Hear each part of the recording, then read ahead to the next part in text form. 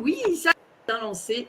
On a eu une petite coupure Internet, veuillez m'excuser. Bienvenue à tous pour ce webinaire dédié à l'alternance inclusive et plus particulièrement faire de l'alternance inclusive un levier structurant pour les acteurs de la formation.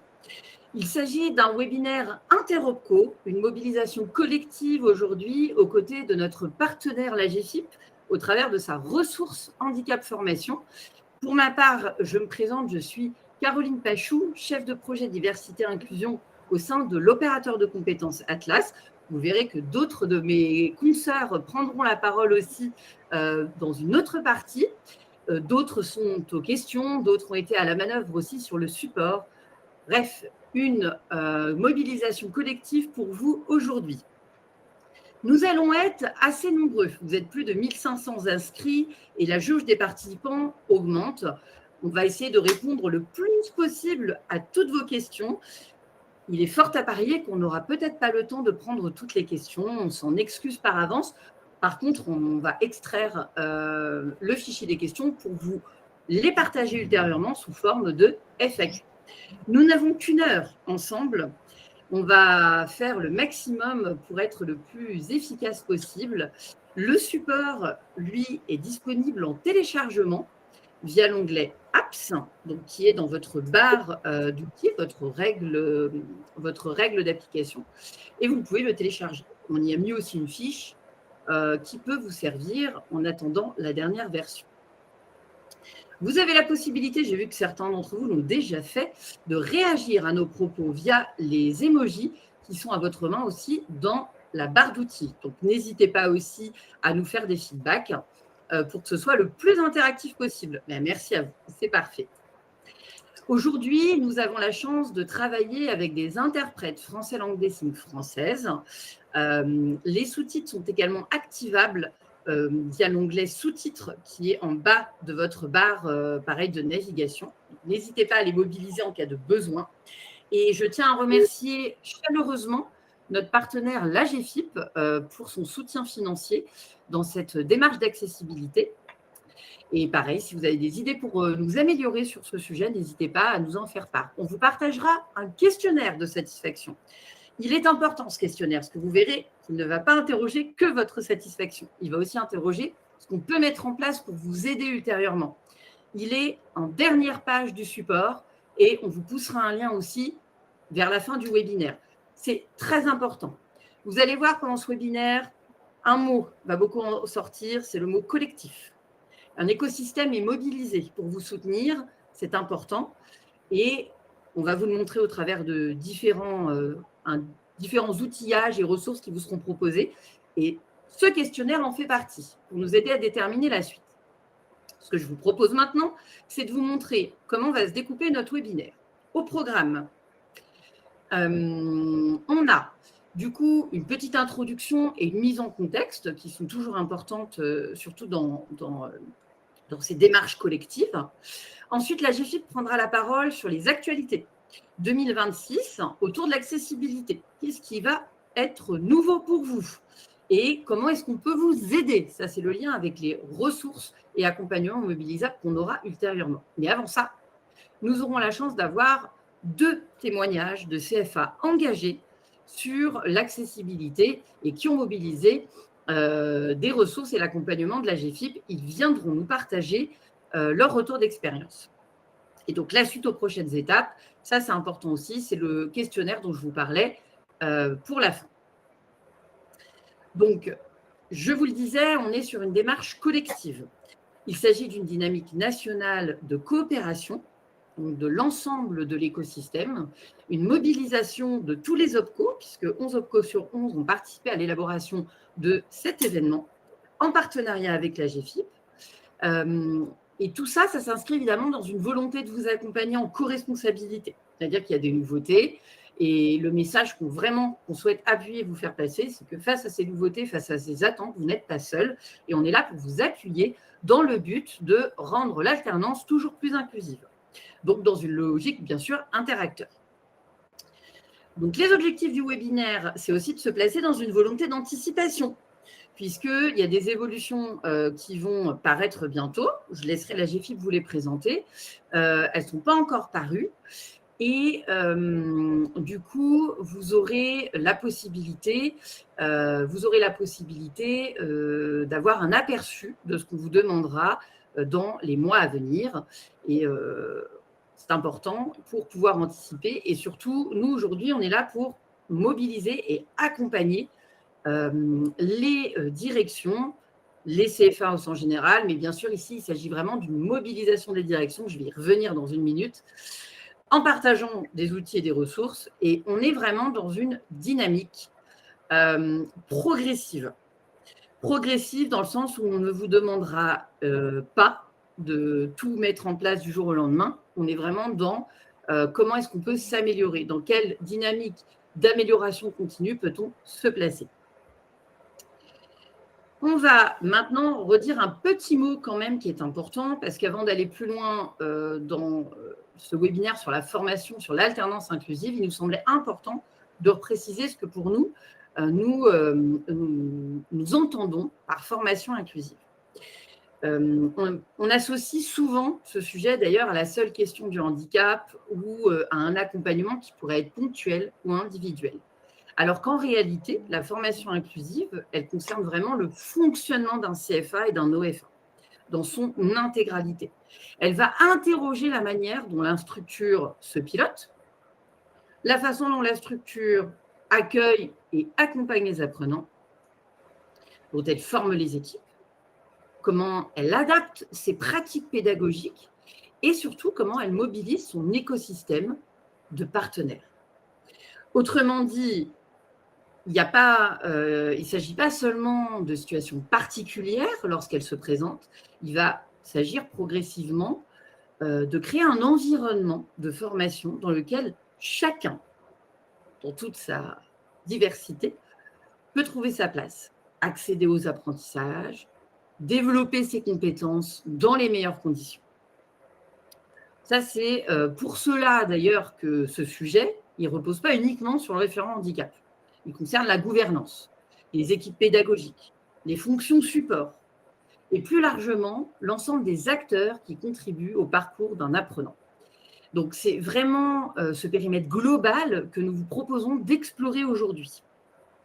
Pour ce faire, une slide supplémentaire qui nous paraissait aussi importante, parce qu'aujourd'hui, dans ce webinaire, l'ensemble des OPCO et avec la GFIP souhaitaient s'adresser aux directions de CFA. Bien sûr, tout le monde est bienvenu, mais on souhaite mobiliser les directions. Et si on souhaite le faire, c'est parce que la formation inclusive, c'est avant tout un sujet de pilotage. On l'a vu sur la slide précédente. Les enjeux que vous voyez ici sur cette slide, par contre, ne concernent pas uniquement l'inclusion. Ils vont toucher aussi à la qualité des parcours, à l'attractivité de la structure, à la capacité à accueillir l'ensemble des publics, quelle que soit leur diversité, et à répondre aussi aux évolutions de l'environnement. Donc ces sujets, on l'a déjà dit, mais c'est important de le rappeler, ils ne peuvent pas reposer uniquement sur le référent handicap ou sur quelques personnes engagées. Il est nécessaire d'avoir une vision, des priorités partagées, de mobiliser progressivement l'ensemble de la structure. Et je vous le disais, l'enjeu, ça ne va pas être de tout transformer immédiatement, mais ça va être de faire de l'inclusion un levier d'amélioration continue au service de la réussite des apprenants et du développement de l'établissement.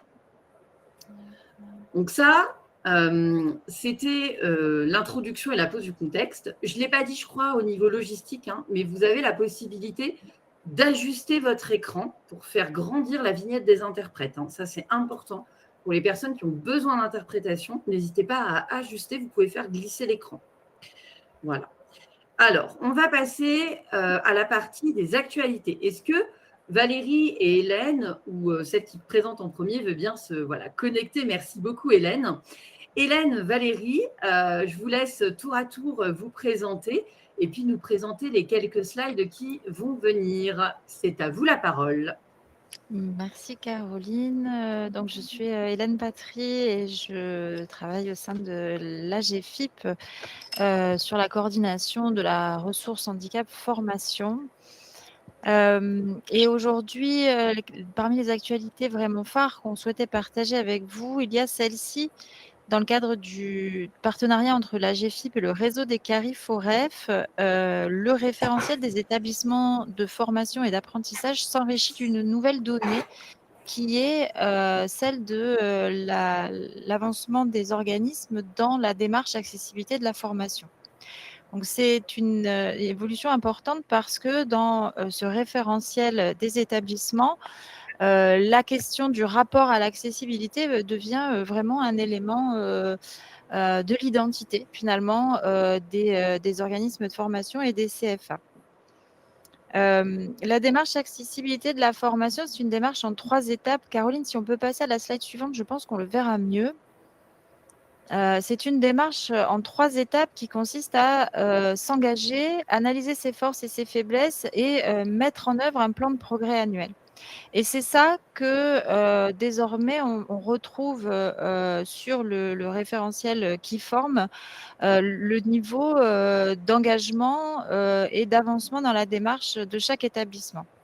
Alors pourquoi c'est important? C'est important parce que pour ceux parmi vous qui sont engagés et pour ceux qui le seront demain, c'est un élément à mettre en avant par rapport à vos publics et également par rapport à vos différents partenaires et notamment ceux qui, enfin voilà, les OPCO et les financeurs de formation et d'apprentissage. C'est une information qui permettra à une personne en situation de handicap de se dire je vais choisir de faire mon apprentissage dans ce CFA-là plutôt que dans un autre. Donc, c'est vraiment un élément qui permet de favoriser le choix, mais aussi pour vous de finalement vous différencier par rapport à ces questions d'accessibilité. Il n'y a pas que l'affichage dans cette démarche, évidemment, il y a le travail qui est fait en fond de cette démarche. S'engager, c'est réellement engager la direction de son CFA et l'analyse des forces et des faiblesses et la mise en œuvre, la définition d'axes de progrès annuels, ça se fait sur la base d'un référentiel qui est un référentiel national et qui va vraiment prendre la question de l'accessibilité de la formation à 360 degrés. Voilà. Je vais laisser la parole à Valérie pour la suite. Alors, moi, je voulais effectivement intervenir pour vous parler du partenariat qu'on a à GFIP avec la DGEFP, donc la Direction Générale de l'Emploi et de la Formation Professionnelle, à travers les évolutions de Calliope et la démarche d'accessibilité. Donc aujourd'hui, on a un référentiel national qualité qui va évoluer avec une V10 qui devrait paraître cet été, maximum septembre, et le référentiel national accessibilité de la formation pour tous, proposé par la ressource handicap formation, donc de la GFIP, qui sont interdépendants. Là, si on peut passer à la slide suivante, on a 5 évolutions essentielles pour les organismes qui sont engagés dans la démarche d'accessibilité pour tous, donc qui est accessible. Vous avez un espace dédié sur toutes les plateformes. Aujourd'hui, il y a 18 plateformes RHF, donc ressources handicap formation, qui vous permet d'avoir un outil dédié à la démarche. Donc, l'indicateur 1, ça va concerner l'indicateur 1, la première évolution, avec la fiche de communication. La fiche de communication, elle va être générée automatiquement par le système quand vous allez clôturer votre plan de progrès. Donc, la fiche de communication est un nouvel élément de preuve sur l'indicateur 1. Sur l'indicateur 2, donc l'ensemble des éléments que vous devez produire, il y aura en plus le taux de rupture et d'insertion dans l'emploi des apprenants en situation de handicap. Sur la troisième évolution, elle concerne l'indicateur 4. Elle concerne les modalités d'analyse concertée des besoins en compensation en amont de l'entrée en formation et les supports de formalisation et suivi des plans d'aménagement tout au long du parcours. Donc ça, ce sont des nouveaux éléments de preuve. La quatrième évolution concerne l'indicateur 7 pour les organismes qui organisent des formations certifiantes. C'est la mobilisation des processus d'aménagement des examens, des certificateurs concernés, bien entendu, si vous l'êtes en tant qu'organisme ou si vous faites appel effectivement à des certificateurs plus nationaux. La cinquième évolution va concerner l'indicateur 26 de cette V9 qui viendra futurement l'indicateur 27 puisqu'il y aura un indicateur supplémentaire. Donc, au lieu de 32 indicateurs, il y en a 33. Et donc, l'indicateur 26 que vous connaissez bien puisqu'il est quand même très axé sur la partie handicap, donc accessibilité. Ce sera le recours à l'offre de service de la ressource handicap formation, RHF. La charte d'engagement était déjà un élément de preuve, mais là, on renforce effectivement les preuves sur la charte d'engagement. Donc, la charte d'engagement dans la démarche d'accessibilité de la formation pour tous, portée par la RHF, et les dossiers de synthèse finalisés de votre politique accessibilité. Comme la fiche de communication, c'est un dossier qui est généré automatiquement par la plateforme RHF lorsque vous clôturez votre plan de progrès. La publication de cette V10 était prévue juin-juillet. On va voir cet été. Peut-être que vous aurez une surprise en septembre. En tout état de cause, cette V10, avec le mois de carence, parce qu'il y a toujours un délai d'application, sera effective pour la fin d'année en tous les cas. Très bien. Merci beaucoup Valérie. Donc peut-être qu'on peut rappeler deux choses déjà importantes à ce stade. Donc il y a déjà des ressources qui ont été créées par l'AGFIP pour vous aider à décrypter ces différents indicateurs. Il y a une fiche, alors on l'a mis en lien téléchargeable. Il s'agit de la fiche pour accompagner la dernière version qui est actuellement en vigueur. Mais du coup, guettez, parce que dès que la V10 du guide de lecture de Calliope sortira, cette fiche sera mise à jour et ça vous donne une bonne idée du coup des récapitulatifs qu'on peut attendre à chaque indicateur. Donc déjà, peut-être s'arrêter aussi sur là où on peut trouver les plateformes ressources handicap formation. Donc là, c'est des liens qu'on vous a mis, vous allez voir dans le support un petit peu plus tard dans la présentation. Donc, ce sont des plateformes régionales, je parle sous contrôle de Valérie et Hélène, surtout n'hésitez pas à compléter. Des plateformes régionales sur lesquelles vous pouvez vous inscrire pour du coup créer votre démarche, votre plan de progrès et du coup récupérer l'ensemble de ces éléments qui vont être des éléments de preuve attendus. Et du coup, Valérie a énuméré les nouveautés qui sont à venir dans cette nouvelle version.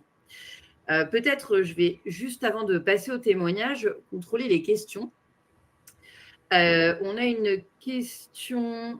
Donc oui, alors déjà, une question qui peut intéresser plusieurs. Là, on est sur une démarche qui concerne tout organisme de formation.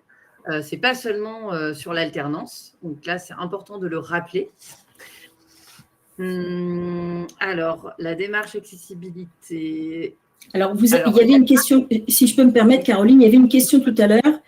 Quand vous entrez sur l'outil, qui est un outil qui accompagne votre démarche, donc qui est très guidant, vous créez votre compte de structure avec votre numéro SIREN et votre NDA, votre numéro de déclaration d'activité en qualité d'organisme de formation. Et les groupes projets, si vous êtes multisite, les groupes projets sont effectivement identifiés avec le numéro SIRET, puisque vous avez plusieurs numéros SIRET si vous êtes multisite rattaché à votre SIREN. Numéro SIREN. J'ai vu une question passer tout à l'heure, c'est pour ça. Ben oui, il y en a eu plusieurs et je pense qu'en plus, il y en a qui vont trouver réponse au travers aussi des témoignages qu'on va avoir. Très bien. Donc, la charte d'engagement devient-elle une obligation ? La charte d'engagement, elle est obligatoire pour pouvoir effectivement structurer et déployer sa démarche au sein de sa structure. Donc, à déposer sur l'outil qui est à votre disposition, votre espace membre, puisque vous ne pouvez pas clôturer votre autopositionnement et votre plan de progrès si vous n'avez pas déposé votre charte. C'est un élément de preuve pour Calliope et c'est très regardé aujourd'hui par les auditeurs. Pour précision, c'était déjà un élément de preuve dans la précédente version du guide de lecture Calliope. Oui, je l'avais dit. Oui, tout à fait. Et donc, du coup, ça ne fait que confirmer effectivement qu'on est toujours sur un élément attendu pour répondre aux questions qui sont passées sur ce sujet. Caroline, excuse-moi, Caroline, j'ai vu une question qui me semble intéressante de soulever, la question de l'accessibilité de la formation à distance. L'accessibilité, ça n'est pas que l'accessibilité des locaux. Je pense que c'est important de se dire que l'accessibilité, c'est à 360 degrés. C'est aussi comment je repère des stagiaires ou des apprentis avec des besoins particuliers, comment j'adapte la formation, comment est-ce que notre pédagogie se rend accessible, comment nos supports de formation se rendent-ils accessibles. Et pour ce qui est de la formation à distance, particulièrement, comment est-ce que nos outils de formation à distance sont accessibles aussi. Donc, sur le sujet de l'accessibilité, pas de panique, absolument tous les organismes de formation SCFA sont concernés. Tout à fait. On continue il y a des personnes qui répondent du coup à vos questions par écrit. Il y a des questions qui vont aussi trouver réponse au travers des témoignages. Valérie, Hélène, si vous êtes d'accord, on peut peut-être accueillir du coup nos témoignantes. Du coup, Valérie, peut-être que tu restes avec nous pour les échanges avec les CFA. Et on va accueillir Valérie et Cécile. Valérie et Cécile, si vous m'entendez, c'est le moment de monter sur scène pour nous rejoindre. Bonjour. Voilà, ça charge. Bonjour Valérie. Bonjour. Et bonjour Cécile. Ce que je vous propose peut-être avant de commencer et de laisser du coup Valérie aussi vous poser quelques questions, peut-être que vous pouvez déjà vous présenter, Valérie et Cécile, aux personnes qui sont avec nous aujourd'hui, si vous voulez bien. Alors, Valérie, tu commences. Valérie Lardière, donc je suis chargée de mission handicap nationale pour le groupe AFTRAL. AFTRAL, c'est un organisme de formation d'un CFA, des écoles supérieures, les ISTELI. On représente aujourd'hui, avec une fusion récente avec EPSCI, un peu plus de 170 centres sur tout le territoire. Et nous sommes organisés en direction opérationnelle, en direction de secteur et ensuite, effectivement, en établissement, en centre naturellement individuel. Et donc, ma mission, c'est d'accompagner justement la politique handicap d'un point de vue des apprenants, ce qui fait que naturellement, la ressource handicap formation et le contact avec Valérie Delorey était assez naturel dans cette mission-là, on va dire.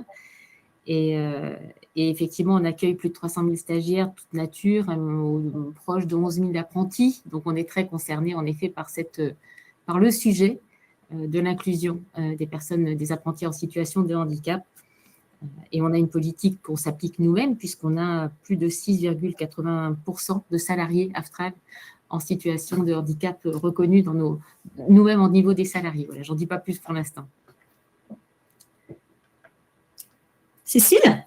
Oui, bonjour à tous et à tous. Donc, moi, je suis Cécile Léo, je suis chargée de mission handicap, égalité professionnelle et RSE au sein de la Chambre des métiers de l'artisanat de la région Occitanie.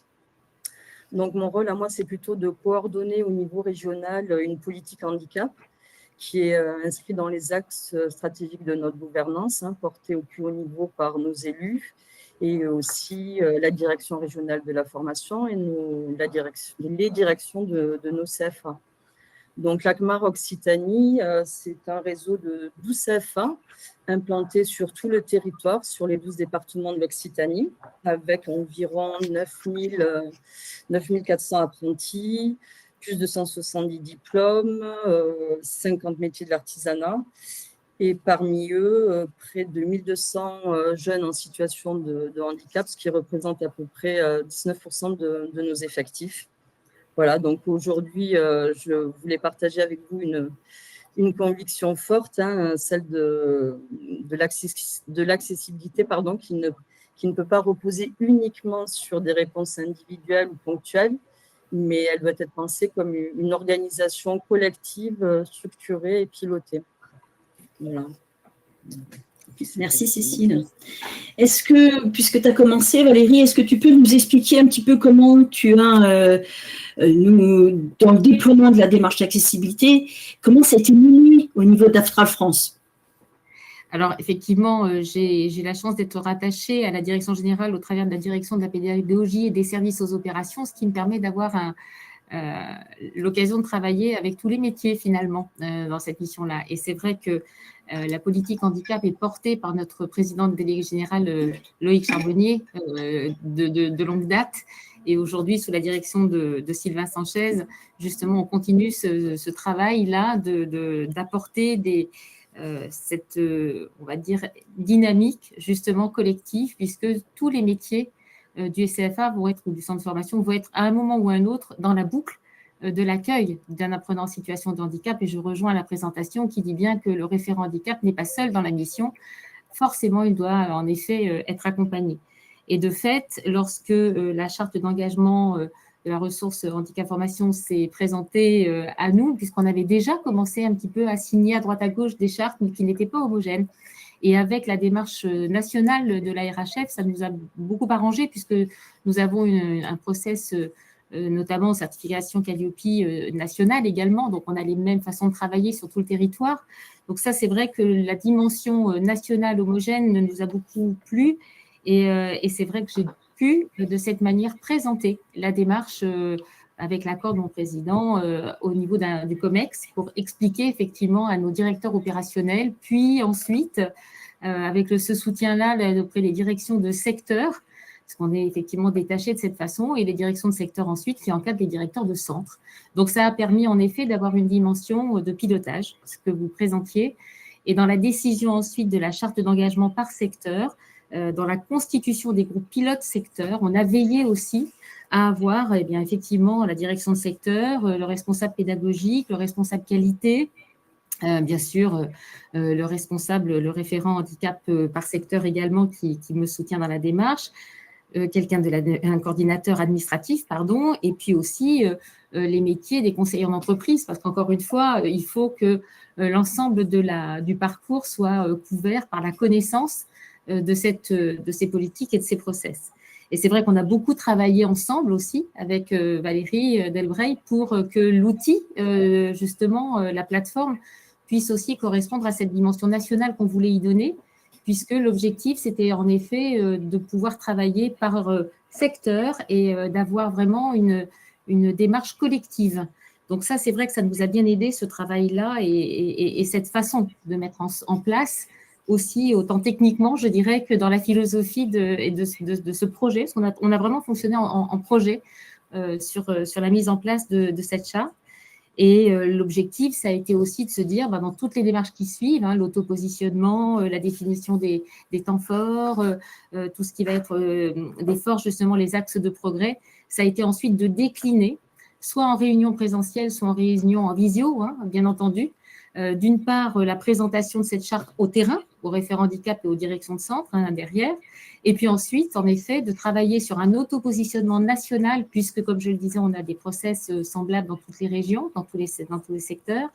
Et de cet auto-positionnement national, s'en servir ensuite dans la rédaction des livrables derrière, comme un outil aussi de rassemblement des missions, de communication entre nous, et de valorisation finalement de ce que l'on fait déjà probablement, et de penser comme ça ensemble à des axes d'amélioration, parce que c'est bien la dimension que l'on en ressort aussi.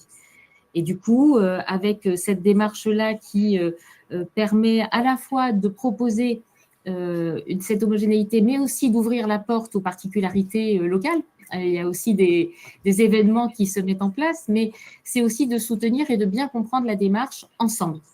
Et donc, c'est un moment où, de cette façon, on peut à la fois répondre à des obligations, à la fois faire une révision de nos process tous ensemble quand on rédige l'autopositionnement et quand on envoie ensuite les effets.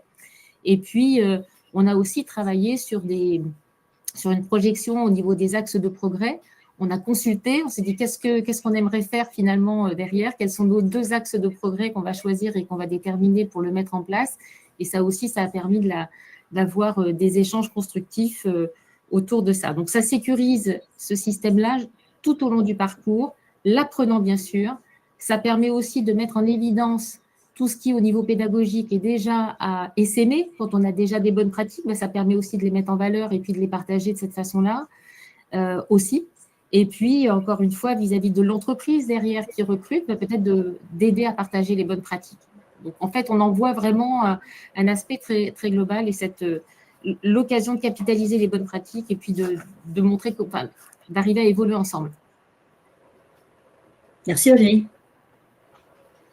Alors, pour la CMAR Occitanie, comment s'est déployée la démarche sur le territoire occitanien? Alors, en Occitanie, vous l'aurez compris, le sujet n'est pas marginal, puisque si je reprends un peu nos effectifs, comme je vous disais, on a près de 1200 personnes en situation de handicap. Cela nous a obligés en fait à changer d'échelle, à professionnaliser les équipes, à structurer les pratiques et à inscrire l'accessibilité dans une démarche de progrès continu à l'échelle de nos CFA. Donc, derrière tous ces chiffres, hein, il y a des parcours très concrets. Il y a des jeunes pour qui tout est réuni pour réussir, mais pour qui l'environnement peut devenir rapidement un frein majeur. Donc, à titre d'exemple, je pense à un apprenti que nous avons accompagné présentant un trouble du spectre de l'autisme. C'était un jeune qui était extrêmement engagé, très rigoureux, avec une vraie appétence pour son métier de pâtissier, mais aussi il avait des besoins très spécifiques. Il avait besoin de repères stables, une difficulté à gérer les imprévus, une fatigue dans les interactions sociales. Et très vite, ce qui posait problème, ce n'était pas les compétences techniques, mais plutôt tout ce qu'il y avait autour. Donc, la première réponse, souvent, c'est l'aménagement. Mais dans ce type de situation, un aménagement isolé ne suffit pas. Voilà, ce qu'il avait besoin, c'était d'un accompagnement très structuré, tant sur le point pédagogique, humain ou organisationnel. Voilà, donc se poser la question essentielle, est-ce que notre organisation est prête à accompagner ce type de profil? Donc, à l'ACMAR Occitanie, hein, la Chambre des métiers de l'Occitanie, ce sont précisément toutes ces situations qui nous ont amenés à changer de logique. Nous avons fait un choix structurant, passer d'une logique d'adaptation individuelle à une logique d'accessibilité organisée. Et c'est dans ce cadre, donc, Valérie, que nous nous sommes engagés, avec l'appui de la GFIP et de la RHF, dans la charte accessibilité, et avec une volonté claire, c'était d'intégrer pleinement la prise en compte du handicap dans notre stratégie qualité. Ça fait partie de nos stratégies qualité, puisque cela répond directement, comme on l'a vu tout à l'heure, aux exigences Calliope qui impliquent de garantir une qualité de formation pour tous, tout en tenant compte des besoins spécifiques. Mais en fait, ce qui fait réellement la différence, c'est pas la charte, c'est la gouvernance. Voilà, nous avons inscrit l'accessibilité dans notre gouvernance. Le sujet est porté à tous les niveaux par la direction régionale de la formation. Elle est validée en CODIR. En fait, on passe d'un sujet individuel à une responsabilité collective. Et donc, en 2024, nous avons structuré de manière très opérationnelle, au niveau de la région, le déploiement de la charte accessibilité. Alors, concrètement, ça s'est traduit par une organisation en 3 niveaux. Le premier niveau, d'abord, ça a été un pilotage régional structuré, avec la mise en place d'un groupe régional accessibilité qui associait la direction régionale de la formation, la direction de la qualité, la mission handicap, qui était ensuite chargée de coordonner, suivre et impulser la démarche dans le déploiement sur tous nos CFA, sur tous nos territoires. Donc, dans chaque CFA, nous avons mis en place un groupe projet accessibilité qui aussi associait, et c'était très important, la direction, les référents handicap, les équipes pédagogiques et les équipes qualité, et le référent qualité. Voilà, donc l'objectif dans la composition de ces groupes, c'était aussi de faire de l'accessibilité un sujet porté collectivement et non isolé. Enfin, voilà, avec l'appui toujours de la RHF, on a mis en place une méthode commune pour tous. Donc, comme l'a évoqué Valérie, hein, un autodiagnostic de notre niveau d'accessibilité sur chaque CFA, une co-construction d'un plan de progrès annuel et un suivi et une évaluation régulière de nos actions. Voilà. Autrement dit, on a donné un cadre clair pour passer à l'action. Donc, c'est cette organisation qui permet de passer d'un engagement affiché à une transformation réelle dans les CFA. Voilà, donc concrètement, pour cet apprenti, ça change tout. Il est plus seul face à ses difficultés. C'est toute une organisation qui s'adapte autour de lui.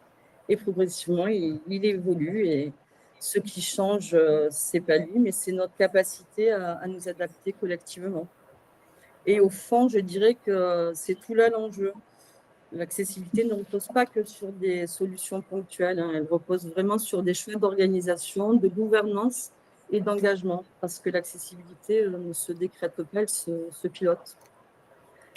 Voilà quel était un peu mon propos aujourd'hui pour faire cette démonstration que c'est vraiment sur une organisation collective capable d'anticiper, de sécuriser les parcours et de créer les conditions de réussite que doit s'inscrire cet engagement dans la démarche de progrès. Donc, en tous les cas, moi, pour conclure, je veux vraiment remercier la GFIP et la RHF pour l'accompagnement, mais aussi les OPCO, pour leur soutien, pour leur engagement aux côtés des CFA. Hein, il faut s'appuyer sur eux. Et puis aussi dire que grâce à cette mobilisation collective, on va pouvoir construire des parcours plus accessibles, plus sécurisés, plus inclusifs, pour que les personnes en situation de handicap puissent se trouver leur place.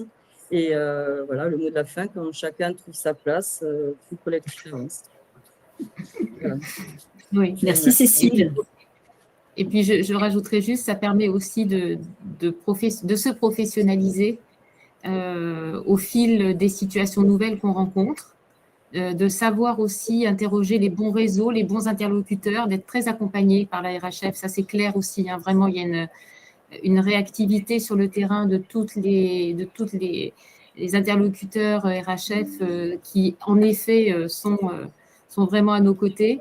Et je ferai un petit mot moi aussi sur l'accessibilité globale dans le secteur, alors là, du transport et de la logistique, où on travaille beaucoup et avec la GFIP et avec les OPCO, particulièrement avec l'OPCO Mobilité, où on a fait aussi beaucoup de travaux dans ce secteur-là, au travers de la PECF, la préévaluation des capacités à la formation avec la GFIP, puis aussi en complément avec la création d'outils innovants d'accessibilité comme le HandiTruck, mais pas que, il y a plein de choses pour les handicaps fonctionnels, pour les handicaps auditifs et bien d'autres. Donc, effectivement, ça permet vraiment de prendre un temps pour se poser et se dire, voilà, qu'est-ce qu'on a fait jusque-là, qu'est-ce qu'on pourrait faire. Et finalement, ce n'est pas si compliqué si on est bien accompagné, qu'on a les personnes, on sait se poser les bonnes questions au bon moment.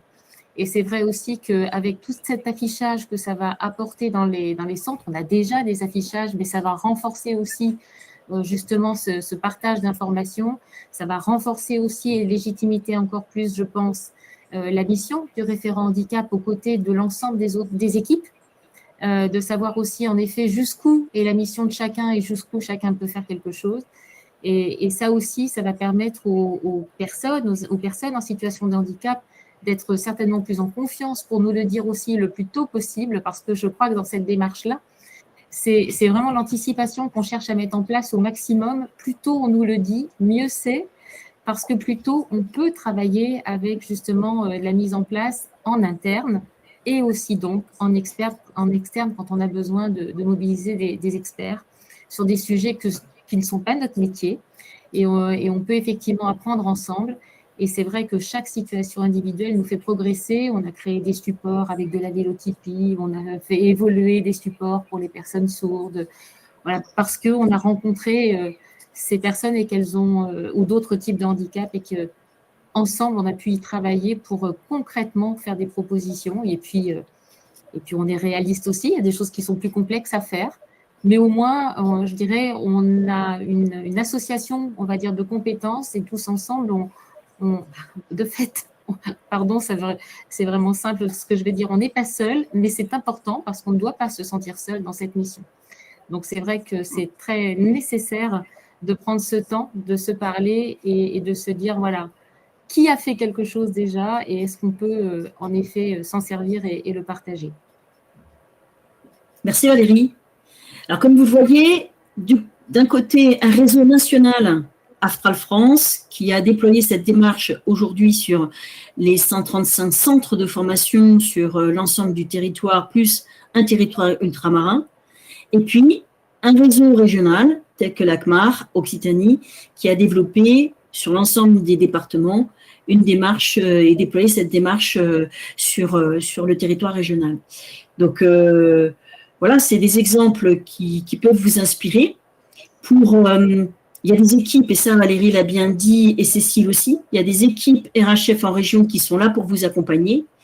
Et si vous voulez trouver votre plateforme, puisque ce sont des plateformes régionales, 18 plateformes, la dernière c'est un déploiement sur Mayotte, donc 18 plateformes qui peuvent vous accueillir et vous guider dans votre démarche d'accessibilité. Vous avez sur le site de la GFID.fr, sur la page acteur, le lien de votre URL et vous allez directement sur la plateforme RHF de votre région. Voilà. Et tout ça, c'est effectivement dans la fin du document, vous aurez effectivement les liens utiles pour pouvoir y trouver l'outil. Hein. Alors, l'outil est au service d'une démarche, je rappelle. L'outil est un outil qui s'améliore chaque année, mais il est au service de votre démarche. Il est très guidant, mais d'abord, il faut, comme vous l'avez compris, par le témoignage de Valérie et de Cécile, il faut d'abord structurer, embarquer la direction, embarquer les équipes pour que ça rentre dans l'ADN, enfin que l'accessibilité soit l'ADN de votre organisme de formation et donc de votre CFA. Tout à fait, merci beaucoup mesdames pour ces témoignages et ces retours d'expérience précieux. D'ailleurs, vous avez été ovationnés dans le chat pour votre partage. Merci beaucoup parce que je pense que c'est très illustrant et ça permet vraiment d'avoir des retours d'expérience concrets de CFA qui ont mis en place sa démarche.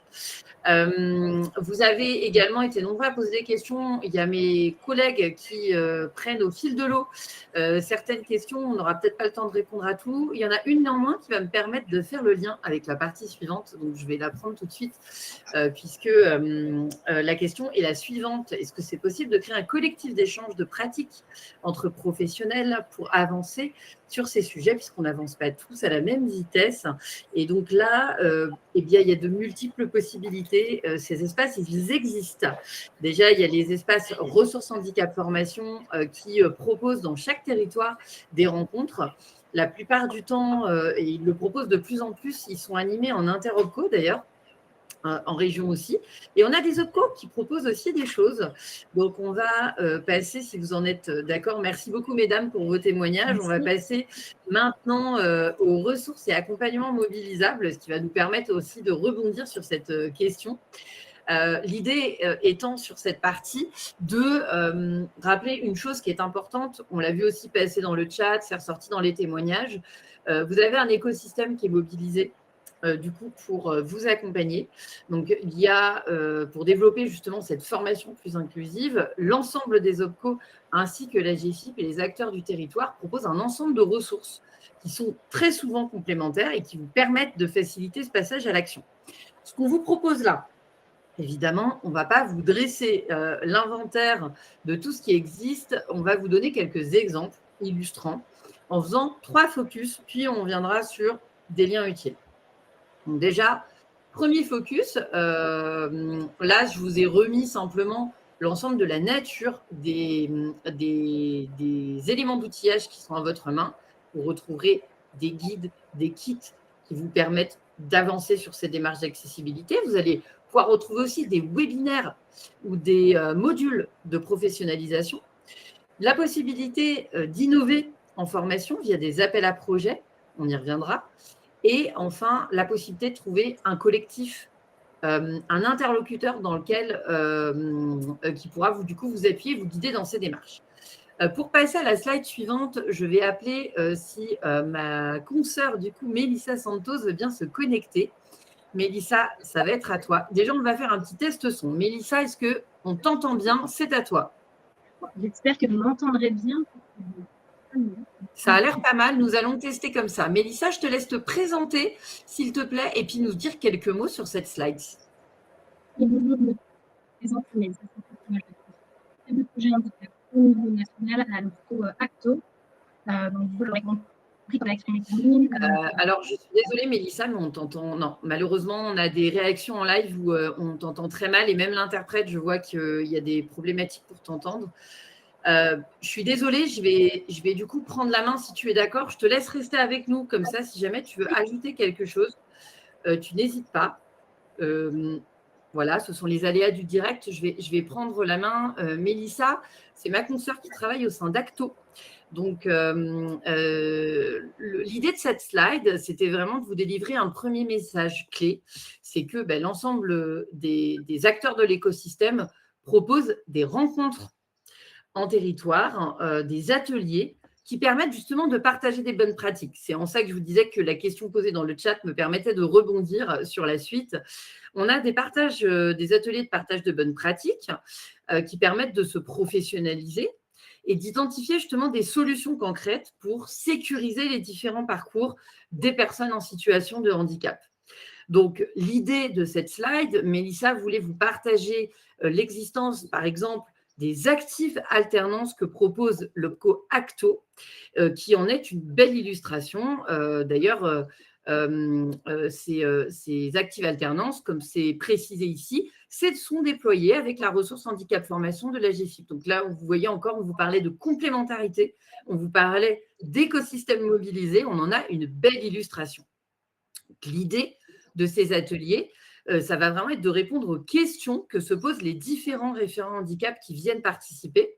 Donc là encore, ça vous fait un temps supplémentaire pour progresser dans vos démarches. Donc, on est bien sur des démarches de co-animation interacteurs et qui s'organisent en fonction des besoins identifiés sur le territoire. Ces ateliers, vous allez en retrouver effectivement proposés directement par la RHF. Là, on le voit par Acto et aussi par d'autres OPCO. Et vous verrez ensuite qu'il y a des liens qui peuvent vous aider à retrouver tout ça. Donc, on vous a donné aussi quelques chiffres clés. Par exemple, en 2025, on a eu 19 ateliers active alternance sur l'ensemble du territoire et ça représente 190 référents handicap mobilisés. Voilà, donc on parlait de collectif, vous en avez une belle illustration. Donc, désolée Mélissa de ne pas avoir pu du coup prêter ta voix pour cette slide. Merci du coup pour les éléments partagés. Et si vous en êtes d'accord, on va passer à un deuxième focus qui est celui d'AFDAS que propose ma consoeur du coup Nacera. Si tu veux bien prendre le relais Nacera pour nous présenter cette slide, s'il te plaît. Avec plaisir. Bonjour, je suis Nacera Dilmi, donc chef de projet alternance et inclusion à l'AFDAS. Alors, j'ai choisi de vous parler du parcours digital à destination des maîtres d'apprentissage et tuteurs d'alternants en situation de handicap, qui est un projet initié par l'AFDAS et l'AGEFIP et co-construit en collaboration avec le cabinet Ariane Conseil. Alors, ce parcours en ligne, il existe depuis 2022 et il est issu d'un constat simple et partagé avec l'AGEFIP. Ce constat, c'est qu'accompagner un alternant, ce n'est pas inné. C'est pourquoi les OPCO, ils proposent et financent des parcours de formation pour accompagner les salariés sur ces missions de tuteur et maître d'apprentissage. Mais quand un alternant est en situation de handicap, ça appelle des questions supplémentaires auxquelles les tuteurs ou maîtres d'apprentissage doivent faire face. Donc, l'enjeu de cet outil digital, c'est de compléter la formation tuteur-maître apprentissage classique en outillant et en proposant de bonnes pratiques aux personnes qui endossent ces missions dans une entreprise, mais aussi à leurs équipes, aux autres collaborateurs, pour qu'ils adaptent leur accompagnement et leur posture en fonction des profils des alternants et de leur typologie de handicap. Donc, ce parcours, il comprend 11 modules, 2 modules généralistes pour s'informer sur le handicap au travail et pour comprendre le rôle d'accompagnateur du maître d'apprentissage dans des situations spécifiques liées au handicap de son alternant et pour adapter sa posture. Et il se termine par une évaluation finale qui permet de valider les compétences acquises tout au long du parcours de formation. Si je vous parle de cet outil, c'est qu'on s'est rendu compte que plus de 30% des utilisateurs de cette plateforme sont des CFA. Parce qu'en effet, les objectifs et les thématiques des capsules et des modules, ils sont transposables aux enjeux d'accueil, d'intégration et de montée en compétences d'alternants TH en situation de formation. Et donc, les bonnes pratiques, les tips, les ressources qui sont accessibles sur cette plateforme peuvent tout à fait servir au CFA aussi. Donc, cette plateforme, elle est désormais accessible et disponible sur le site de l'AGEFIP Et on vous a mis le lien sur cette slide pour que vous puissiez aller y jeter un œil et faire un tour sur ce parcours digital.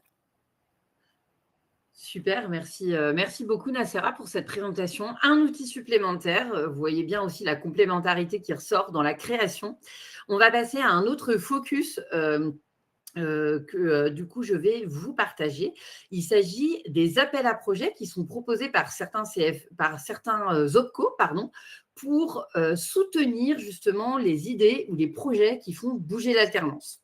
Donc là, à titre d'exemple, nous, on a eu un appel à projet en 2026 qui était destiné à investir dans la qualité des parcours au service des apprentis. Donc, on a une trentaine de CFA qui ont été lauréats cette année. Donc, ils viennent juste d'apprendre qu'ils ont été lauréats. On avait un peu plus de 70 projets déposés. On en a retenu une trentaine et ça représente quand même un montant de plus de 6 millions d'euros qui a été du coup alloué à ces innovations qui sont très importantes pour justement soutenir les évolutions qui sont nécessaires dans l'apprentissage. L'idée peut-être aussi de vous partager, puisque celui de 2026 vient de se clôturer, c'est qu'il y a un prochain rendez-vous en 2027 qui vous est lancé, puisque les projets, qu'ils soient d'équipement matériel, de digitalisation, on parle aussi de projets à impact, plus globalement, ils vont prendre systématiquement en compte, alors ça peut être le handicap, la mixité, transition écologique, on est très regardant sur les projets justement dits inclusifs. Je vous ai d'ailleurs mis un exemple en lien de témoignage d'un CFA qui a été soutenu via ces appels à projets sur un projet qui s'appelle Handifpass, donc qui était dédié à l'accueil et du coup au soutien pédagogique des apprenants en situation de handicap. Ça vous donnera une bonne idée du type de projet qu'on peut soutenir. Et de la même manière, vous avez pas mal de témoignages qui pourront aussi, on l'espère, vous inspirer. Tout ça pour vous dire que maintenant que ces 3 focus sont terminés, on a ici fait le choix, tous les OPCO, de vous partager un ensemble de ressources. Donc, tous les logos que vous voyez là sont cliquables. Parce que les exemples qu'on a choisi de vous mettre en lumière, ils ne représentent qu'un aperçu des ressources disponibles. L'ensemble des OPCO, aujourd'hui rassemblés collectivement sur cet événement, proposent des outils, des accompagnements, des temps d'échange, des temps collectifs, très souvent en appui, en complémentarité de la GFIP, pour faire progresser justement vos pratiques en matière d'accessibilité et plus généralement en termes de formation inclusive. Par exemple, l'OPCommerce met à disposition des supports de sensibilisation comme des bandes dessinées. Il y a aussi un module de micro-learning complémentaire à celui qu'on vient d'écouter pour l'AFDAS qui est proposé. Il y a un kit de sécurisation des parcours qui, du coup, est partagé. Il y a Ocapiat aussi qui développe des ressources thématiques, des actions plus régionales et des espaces, du coup, d'échange entre CFA partenaires. Donc, on en revient en collectif. Vous voyez que l'ensemble des OPCO proposent ce type d'initiative. Et encore, ce ne sont que quelques illustrations. Donc, on vous a mis une mosaïque de logos cliquables qui a vocation à vous emmener vers nos différents sites ressources, pages dédiées aux prestataires de formation avec ces ressources mobilisables. N'hésitez pas à explorer du coup cette mosaïque de logos, l'idée étant vraiment de pouvoir vous appuyer. Il y a une chose à retenir qui pour moi, qui pour nous est très importante, c'est que les ressources existent. Elles sont nombreuses, elles sont complémentaires, mais surtout, et c'est à l'image de l'événement qu'on a proposé aujourd'hui dans cette démarche collective, c'est que vous avez un écosystème qui est déjà mobilisé à vos côtés et qui est là pour vous appuyer dans le passage à l'action. Donc, ce qu'on a coutume de dire très souvent entre nos partenaires, c'est que votre interlocuteur habituel est le bon interlocuteur. Il peut vous appuyer et relayer votre démarche vers la ressource handicap formation. Votre OPCO habituel avec qui vous avez le plus de dossiers, peut vous donner un certain nombre aussi de ressources et peut vous aiguiller vers différents outils existants. Donc voilà, l'idée étant vraiment de vous montrer qu'on fonctionne ensemble, qu'on se rassemble dans l'idée de faire de la formation inclusive vraiment notre réussite collective et vraiment en co-responsabilité. Voilà, on est là pour vous appuyer. Je vais appeler maintenant aussi Valérie ou Hélène, au choix, Merci Hélène de te reconnecter avec nous et Valérie. Pour nous représenter aussi, vous avez été nombreux à poser cette question, où est-ce qu'on peut retrouver la plateforme, les ressources. Donc Hélène, Valérie, est-ce que vous pouvez nous en dire un peu plus, s'il vous plaît? Bien sûr, la ressource handicap formation, c'est une offre de service qui est présente sur l'ensemble des territoires. Donc, vous avez forcément des conseillers ressources handicap formation près de chez vous qui vous offrent une relation sur la durée, de proximité, qui répondront à toutes vos questions pratiques sur le sujet. C'est une offre de service qui vous permettra d'accéder à des modules d'auto-formation, mais aussi des ateliers d'échange de pratiques sur les territoires avec vos pairs, qui vous permettra de prendre en main la plateforme ressources handicap formation. On nous a beaucoup demandé le lien dans les questions. Ne restez pas seul face à cette plateforme. Allez-y, regardez. Si c'est pas fluide, vous appelez un ou une conseillère RHF. Et puis, la ressource handicap formation, c'est aussi apprendre en jouant. C'est un jeu, le grand défi de l'accessibilité qui vous est proposé, que des conseillers animeront dans vos établissements pour vous aider à comprendre ces notions d'accessibilité et d'adaptation des parcours. Et enfin, c'est vraiment des appuis individuels à la structuration de votre démarche, au progrès continu sur les questions d'accessibilité, à toutes les petites questions qui peuvent vous poser, peuvent se poser dans ce chemin qui est un chemin qui est long et qui est probablement sans fin. Voilà. Merci. Donc, sans fin, amélioration continue, en effet, une veille permanente pour être sûr de proposer des formations accessibles à tous. Est-ce qu'il y avait un mot à dire aussi sur celle-ci? C'était les liens que tu évoquais, c'est ça? Oui, c'est les liens. Oui, les liens. Donc, vers la plateforme RHF, vous avez le lien sur le site de la GFIP, sur la page acteur. Donc, si vous cliquez sur le lien, tout est cliquable hein, et vous tombez, là, vous allez sélectionner votre région et vous tomberez directement sur l'URL de votre plateforme de la région sur laquelle vous êtes domicilié. Et puis, on vous a mis aussi donc, le service en ligne d'appui à la professionnalisation, puisqu'il y a un parcours, Hélène en parlait, il y a un parcours de 5 modules en auto-formation de 2h10 en totalité. Voilà, qui vous permet de vous acculturer à la fois d'en donner du sens à vos obligations légales en matière de formation, sur les 2 chapitres du référentiel, à la fois rendre accessible mon offre de formation et adapter les parcours à chacun. Voilà. Et vous avez un premier module introductif et pour chaque sous-thème, vous avez 2 modules qui sont liés, bien entendu. 12h10 pour la totalité du parcours en auto-formation.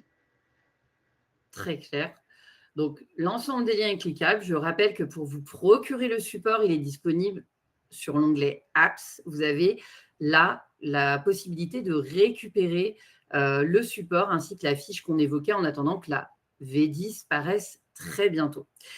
Nous reste maintenant à envisager la suite. On a besoin de vous pour envisager cette suite. Vous avez 2 possibilités. Là, il y a le QR code.